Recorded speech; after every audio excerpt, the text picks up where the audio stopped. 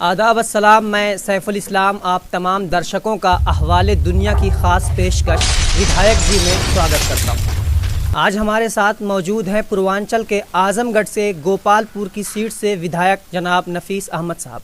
इनसे हम ख़ास बातचीत करेंगे उत्तर प्रदेश के चुनाव को लेकर। उत्तर प्रदेश में मौसम बहुत सर्द है, लेकिन चुनावी माहौल जो है वो धीरे धीरे गर्माता जा रहा है। इस वक्त उत्तर प्रदेश में दल बदलने का जो समा है वो एक पार्टी से दूसरी पार्टी में नेता और मंत्री जा आ रहे हैं। ऐसे में हम बात करते हैं नफ़ीस अहमद साहब से। नफ़ीस अहमद साहब, सबसे पहले तो आपका स्वागत है हमारे चैनल पर। बहुत बहुत शुक्रिया। आप इस चुनाव में, जो विधानसभा चुनाव है, समाजवादी पार्टी को कहाँ देखते हैं? समाजवादी पार्टी माननीय अखिलेश यादव जी के नेतृत्व में सरकार बनाने जा रही है और पूर्ण बहुमत की सरकार समाजवादियों की बनने जा रही है। अच्छा, क्या ऐसा अलग है सन 2017 से सन 2022 में? क्या प्लान है जिसकी वजह से आप कह रहे हैं कि सन 2022 में सरकार बन रही है समाजवादी पार्टी की? हालांकि 12-17 में इतना काम किया था, जैसा कि आप लोग कहते हैं विकास हुआ था, उसके बाद भी हार गए थे। देखिए, ऐसा है कि इस बार जनता ने ये महसूस किया है कि माननीय अखिलेश यादव जी ही इस प्रदेश को तरक्की के रास्ते पर ले जा सकते हैं, क्योंकि उन्होंने 2012 से लेकर 2017 तक बहुत ही तारीखी काम किए। चाहे वो हेल्थ सेक्टर हो, एजुकेशन सेक्टर हो, चाहे वो अपना इंफ्रास्ट्रक्चर हो, सारी चीज़ों पे माननीय अखिलेश यादव जी ने काम किया और काम करके दिखाया कैसे चीज़ें सही होंगी, उस पे काम किया। अब आप देख लें कि हमारा प्रदेश बहुत बड़ा प्रदेश है हिंदुस्तान का। यहाँ पर कैसे लोगों को अच्छा इलाज मिल सके, सही टाइम पे इलाज मुहैया हो सके, इस सोच पर उन्होंने 108, 102 नंबर एम्बुलेंस चलाई, मेडिकल कॉलेज खोले, मेडिकल कॉलेज जो पुराने थे उनकी सीटें बढ़ाने का काम किया। और आज मैं कह सकता हूँ इस दावे के साथ कि अखिलेश यादव जी और माननीय नेताजी ने अगर हेल्थ सेक्टर पे काम ना किया होता तो जो हमारे देश के अंदर देश क्या पूरी दुनिया में कोरोना आया और जो दूसरी लहर आई इतनी ख़तरनाक, उसमें आप देखेंगे कि माननीय अखिलेश यादव जी के ही कामों की लोगों ने सराहना की, क्योंकि मौजूदा भाजपा सरकार हर तरीके से विफल हो चुकी थी। जब औलादें अपने माँ बाप को छूना नहीं पसंद करती थीं, कोरोना से डर गई थी, डर का माहौल था, तो उस वक्त अखिलेश यादव की चलाई हुई 108, 102 नंबर उन पेशेंट्स को ले जाकर हॉस्पिटल में इलाज कराने का काम करते। इलाज मिल कहाँ रहा था? जहाँ पर जो मेडिकल कॉलेजेस, जो हॉस्पिटल्स समाजवादियों की सरकार में बने थे, वहाँ इन्होंने तो कुछ किया ही नहीं।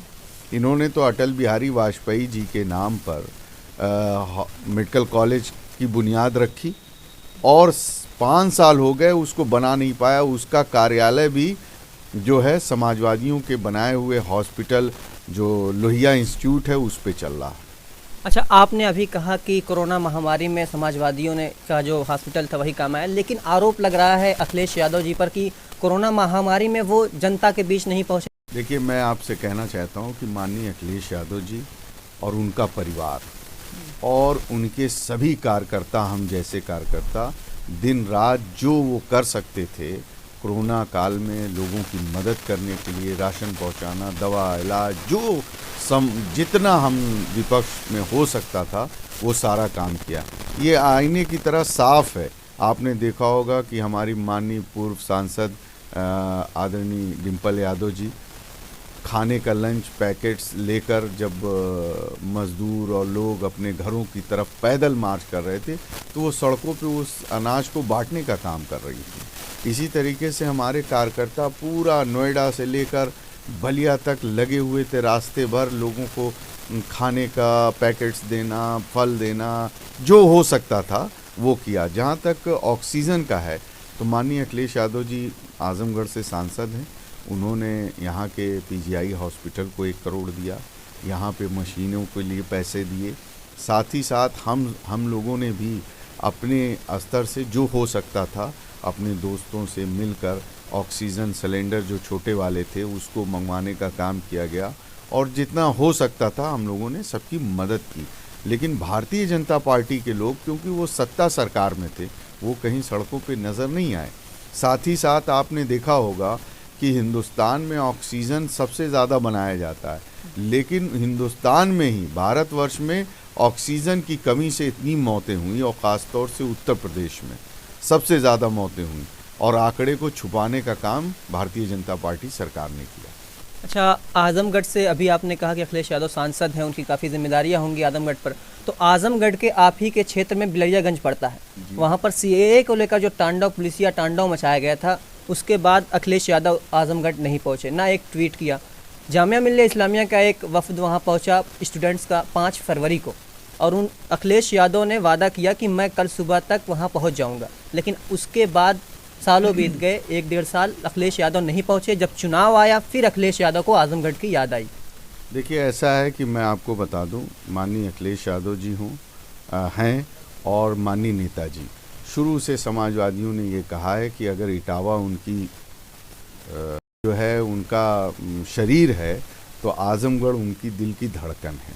कभी उन्होंने आजमगढ़ के लोगों को छोड़ा नहीं, आजमगढ़ के लोगों के लिए जितना कर सकते थे किया उन्होंने। जहाँ तक सवाल बिलरियागंज का है, बिलरियागंज में जो घटना हुई उस पे मौके पे जैसे ही हम लोग पहले भी थे, सुबह में जब घटना हुई तत्काल पहुंचा गया।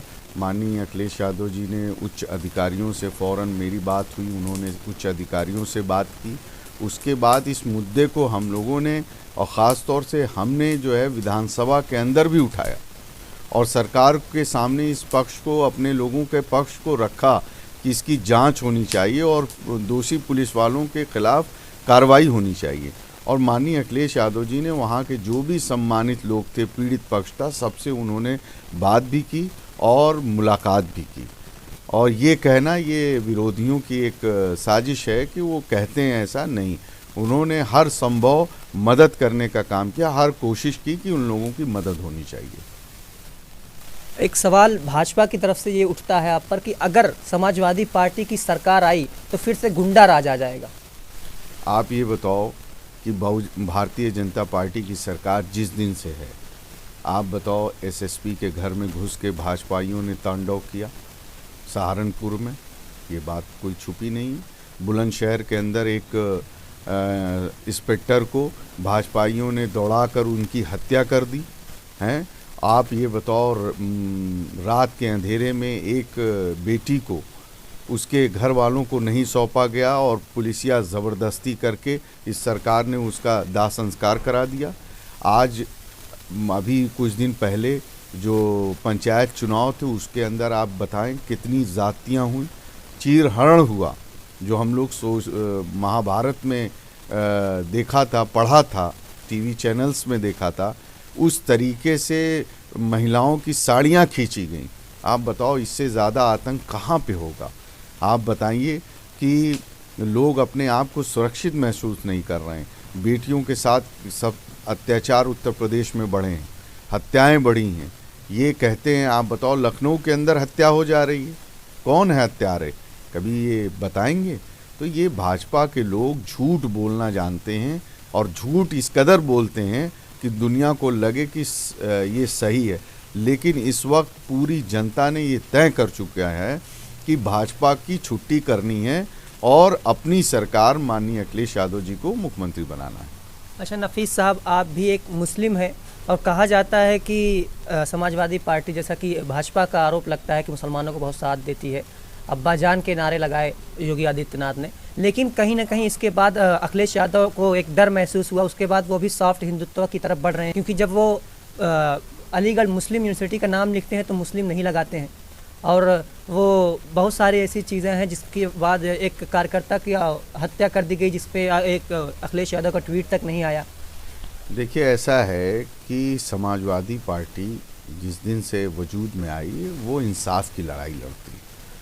इन अन्याय किसी के ख़िलाफ़ हो, किसी धर्म जात के लोगों के ख़िलाफ़ हो, समाजवादी पार्टी उसकी उस अन्याय के ख़िलाफ़ लड़ने का काम करती है। और जहाँ तक सवाल है, जहाँ कहीं भी ज़्यादती हुई, अन्याय हुआ, चाहे किसी जात धर्म के लोगों के साथ हुआ हो, समाजवादी पार्टी के नेता कार्यकर्ता उस मौके पे पहुंचकर उस परिवार के साथ खड़े हुए और उनकी लड़ाई लड़ने का काम किया। और ये झूठी अफवाहें हैं और ये झूठी बातें हैं जिनको फैलाया जाता है कि समाजवादी लोग लड़ते नहीं, ऐसी बात नहीं। अन्याय किसी के खिलाफ हो, चाहे वो किसी जात धर्म का हो, समाजवादी पार्टी अन्याय के खिलाफ लड़ाई लड़ने का काम करती है। अच्छा, एक चीज़ और ये कि सुनील सिंह जिन्होंने कहा था कि मुस्लिम महिलाओं को कब्र से निकाल कर दुष्कर्म करने की बात कही थी, स्वामी प्रसाद मौर्य जो कि मुसलमानों को हवस का पुजारी बताते थे तलाक और निकाह के बारे में कि कई कई साजियाँ करते हैं मुसलमान, इन तमाम लोगों को समाजवादी पार्टी अब अपने साथ ले ली है। देखिए, ऐसा है कि मैंने तो इनका ऑडियो सुना नहीं, तो इस पर कुछ बोल नहीं सकता क्योंकि मैंने सुना नहीं। लेकिन मैं इतना ज़रूर कहूँगा कि आज के इस हालात में, जिस दौर से उत्तर प्रदेश गुज़र रहा है, इस दौर में सभी लोग, सभी जात धर्म के लोगों ने ये मन बना रखा है कि उत्तर प्रदेश को भाजपा से मुक्त करना है। इसलिए मुक्त करना है कि उत्तर प्रदेश के नौजवानों को रोज़गार चाहिए, यहाँ पे अमन और सुकून चाहिए, उत्तर प्रदेश की जनता को तरक्की चाहिए, उत्तर प्रदेश के किसानों को उनका दुगना दाम चाहिए, जो हमारे गन्ना किसान हैं उनका भुगतान होना चाहिए। इन सारे मुद्दों को लेकर सभी लोग माननीय अखिलेश यादव जी के नेतृत्व के अंदर खड़े हैं और माननीय अखिलेश यादव जी ही उत्तर प्रदेश को आगे ले जा सकते हैं। इसलिए सभी लोग उत्तर प्रदेश को आगे ले जाने के लिए माननीय अखिलेश यादव जी की सरकार बनाना चाहते हैं। अच्छा, स्वामी प्रसाद मौर्य से गठबंधन हो सकता है, दूसरे लोगों से ओम प्रकाश राजभर से गठबंधन हो सकता है, लेकिन ओवैसी से गठबंधन क्यों नहीं हो सकता? देखिए, मैंने ये कहा कि ये फैसला तो हमारे राष्ट्रीय अध्यक्ष जी का है, लेकिन आपसे बस इतना ही कहना चाहूँगा, क्योंकि आज माननीय अखिलेश यादव जी सभी समाज और सभी धर्मों के नेता हैं, सभी लोग उनको अपना नेता मानते हैं। और आज आप देख लें, पश्चिम से लेकर पूरब तक, पश्चिमी उत्तर प्रदेश से लेकर पूर्वांचल तक सभी जात धर्म के लोगों ने ये मन बना रखा है कि माननीय अखिलेश यादव जी के नेतृत्व में उत्तर प्रदेश की सरकार बनाकर भाजपा को यहाँ से हटाना। अच्छा, अब कुछ आपकी क्षेत्र की बात कर लेते हैं, गोपालपुर की। तो ये बताइए कि जब सन 2017 में आप चुनाव लड़ रहे थे तो अपनी जनता से कौन से वादे थे जिसके बाद आपको जनता ने चुना? देखिए, हम 2017 में जब चुनाव लड़ रहे थे तो जनता के बीच में हम गए, जनता से हमने वोट जो है अपील की और जनता ने हमें अपना खिदमतगार बनाकर विधानसभा में भेजा। और जब से हम चुने गए 2017 से लेकर अब तक, सड़क से लेकर विधानसभा तक अपने गोपालपुर की जनता के हक व हुकूक की लड़ाई लड़ने का काम किए, आवाज़ को बुलंद करने का काम किया, सड़क के मसले को उठाया, सिंचाई के मसले को उठाया, किसानों के मुद्दे को उठाया, अत्याचार के ख़िलाफ़ बोला, महिलाओं पे अत्याचार हो रहा उसके ख़िलाफ़ बोला, बिलरियागंज की जो घटना थी उसके ऊपर हमने सड़क से लेकर विधानसभा तक लड़ाई लड़ी अन्याय के ख़िलाफ़।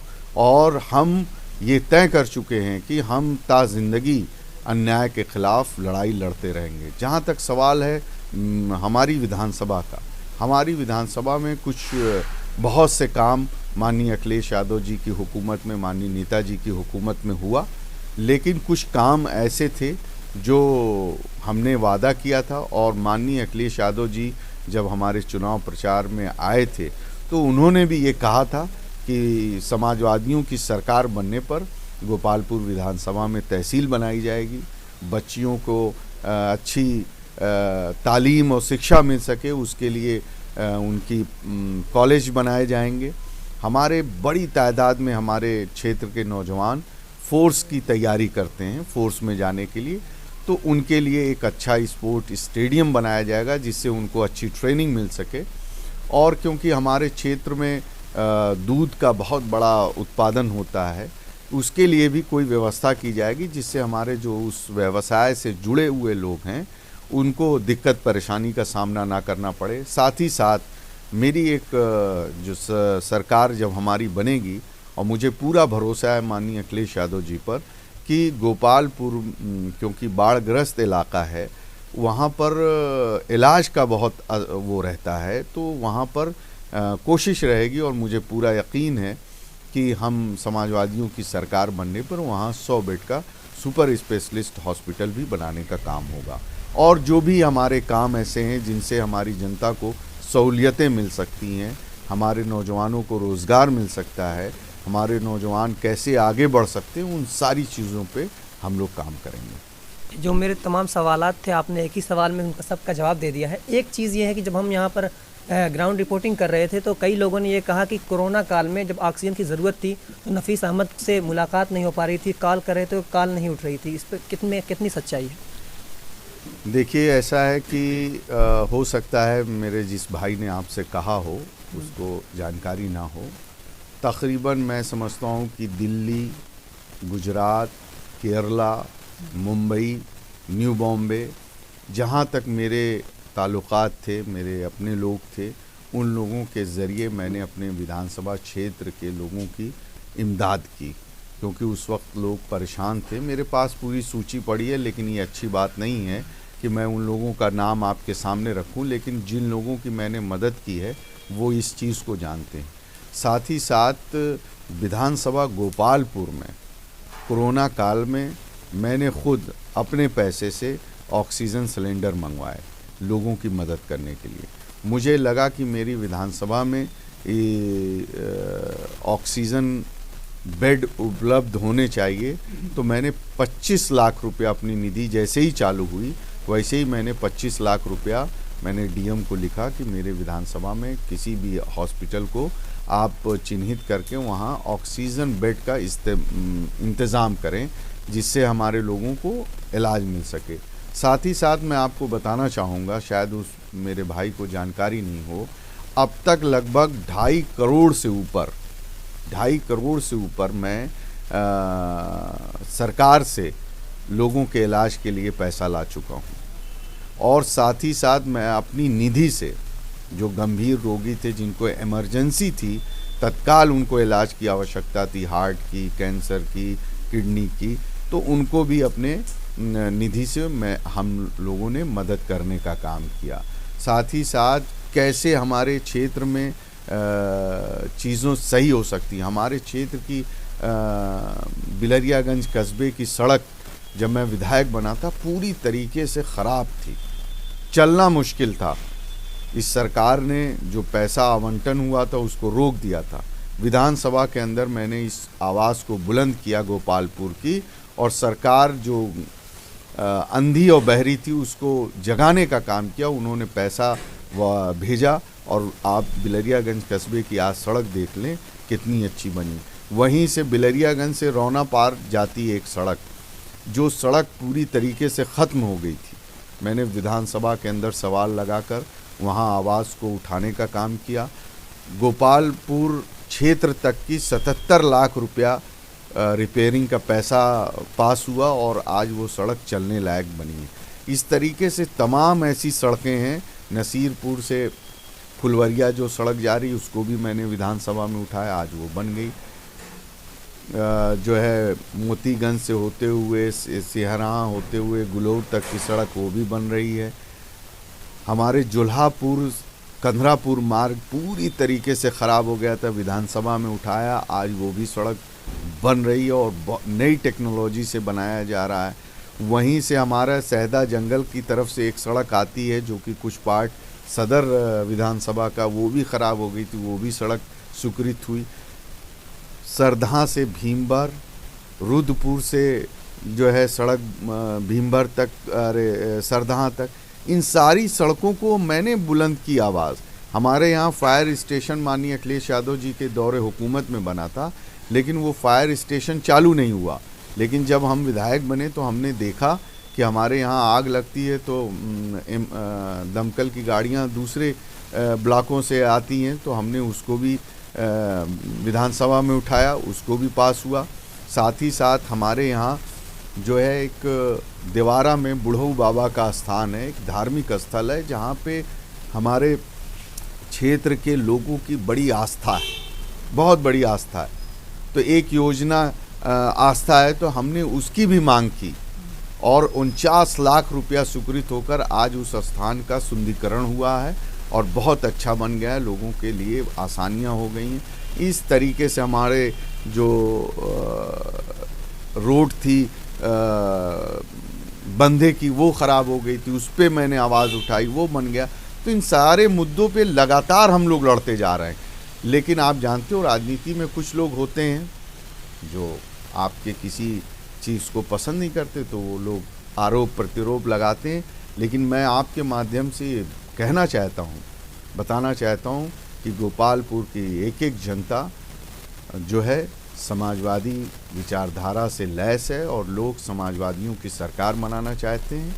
और मुझे पूरा भरोसा है कि इस बार पिछली बार से ज़्यादा मार्जिन से मुझे चुनाव जिताकर विधानसभा भेजकर माननीय अखिलेश यादव जी को मुख्यमंत्री बनाने का। एक अभी सड़कें की बात हो रही थी, तो सड़क में एक आपके जो विपक्षी थे सन 2017 में भाजपा के कुछ पाल करके उनका नाम है, वो कह रहे हैं कि 5 सड़कों का चौड़ीकरण मैंने करवाया है। अच्छा, वो कैसे करा दिए? वो क्या है? विपक्ष में रह के मैंने ये काम नहीं, करवाया है। कैसे करा दिए? आप जर्नलिस्ट हैं, आप विधानसभा की प्रोसीडिंग उठा कर देख लें, प्रोसीडिंग उठा के देख लेंगे। क्योंकि हम तो विधानसभा में जो भी सवाल लगाते हैं और जो भी हम बोलते हैं वो तो लिखा जाता है, वो तो तारीख के हिस्से में चला गया। आप उसको उठा कर देखेंगे तो सारी चीज़ क्लियर हो जाएगी। इनकी क्या हैसियत है आप बताएं। सरकार विधानसभा के अंदर विधायक को जवाब देती है। विधायक ने सवाल पूछा कि इनके गांव की सड़क रिपेयर हुई, फिर ख़राब हो गई, बाढ़ में रिपेयर हुई। मैंने सवाल लगाया था कि हमारे यहाँ बलिया कल्याण का जो रास्ता है वो पूरी तरह जर्जर हो गया है, उसको सही कराया जाए, बनाया जाए। तो उसके बाद मेरे पास जवाब आया, लिखित जवाब रखा हुआ है कि वो सड़क जर्जर है और उसको जल्द ही बनाने का काम होगा, और उसको बनाया गया। तो वो उसको नकार तो सकते नहीं। फिर बाढ़ अब की आई, ज़्यादा बारिश हो गई, फिर सड़क टूट गई, फिर हम उठाएंगे और फिर उसको अच्छी सड़क बनवाएंगे। तो उनका एक कहने का मतलब है, वो पढ़े लिखे आदमी, उनको जानकारी होनी चाहिए हैं कि विधायक के पास तो सारी चीज़ें हैं। आप पता कर लो जाके, विधानसभा में जवाब रखे हुए हैं, वो तो विधानसभा के अंदर सारी चीज़ें हैं ना। हाँ।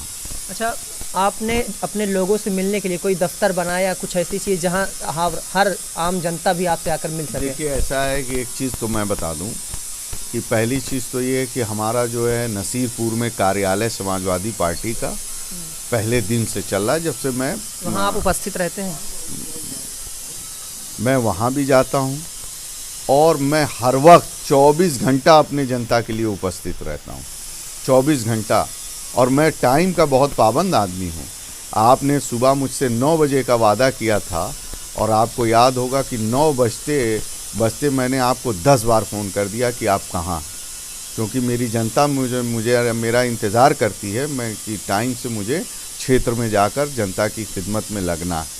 तो मैं हर वक्त रहता हूँ। पहले यहाँ PRO कल्चर था मेरी विधानसभा में, मैंने वो PRO कल्चर ख़त्म कर दिया, क्योंकि जनता ने मुझे विधायक बनाया है।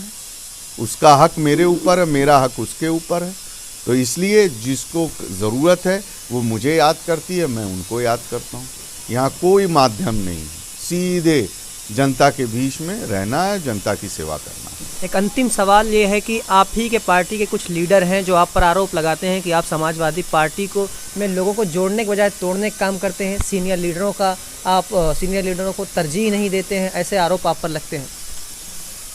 अब देखिए, कौन लोग हैं, उनका क्या स्तर है, मैं तो नहीं जानता। लेकिन मैं इतना ही जानता हूँ कि हम लोग माननीय अखिलेश यादव जी के सिपाही हैं और मैं जिस इदारे से अपनी तालीम लेके आया हूँ उस इदारे ने मुझको यही सिखाया है कि बड़ों की इज़्ज़त करो, छोटों से मोहब्बत करो।